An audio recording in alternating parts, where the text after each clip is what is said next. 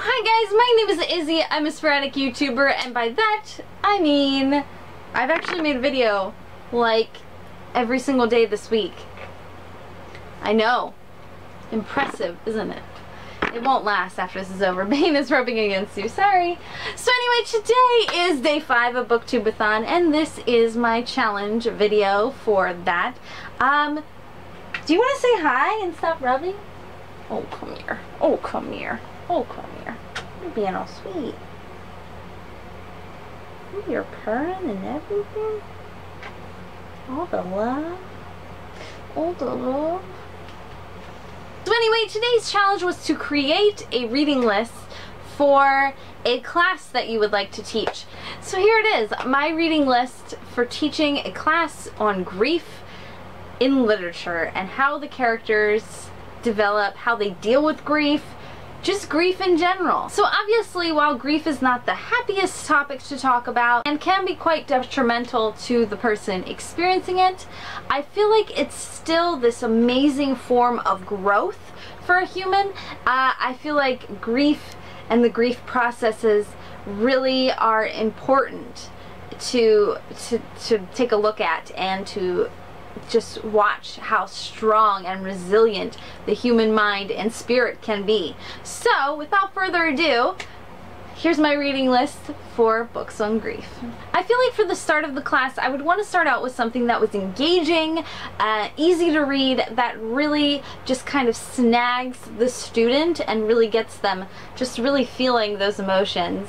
And I feel like A Monster Calls, especially the illustrated edition, is the perfect book to open up the class. Next, I probably would jump to The Skin I'm In. This was a book I read for BookTubeathon. This was on my TBR. While the overall theme of the book is basically to love yourself, there are aspects of grief within it, and I feel like those aspects are really what makes the whole I love myself thing really shine out. The next book that I would want to read is Green Angel by Alice Hoffman. So Green, the main character, is living alone. Her entire family has died in a terrible disaster. Her sister, her mom, and her dad all gone. So she is only 15 years old, and she goes through all of the processes of grief. She shuts herself into her room, into the house, and it takes her forever to come out, and this book just really shows grief at its core, and I think that is a beautiful book, and it's short and it's sweet, and it would be really great for teaching a class on grief. The next book I would want to pick up is something a little bit heavier. So this is The Orchard by Teresa Weir.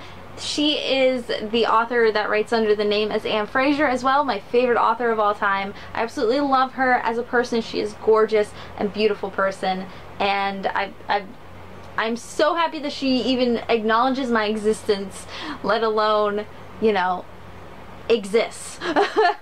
But anyway, this is her memoir about her late husband, in basically her life.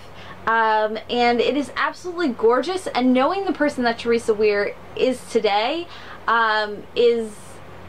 it's just amazing. She's such a resilient, strong woman, and I feel like it really shines through in this book and makes me really understand her female characters a lot better in her thriller novels. And it just is a really beautiful read, and it breaks my heart, and I love it, and it's just really near and dear to me. So the next book I would want to read is We Are Okay by Nina LaCour. This book again shows a great representation of grief and what it's like to just kind of want to shut everyone out, even the people that you love the most at times, just so you can kind of forget. Yes, I'm really honing down on these students. They're gonna be reading a lot.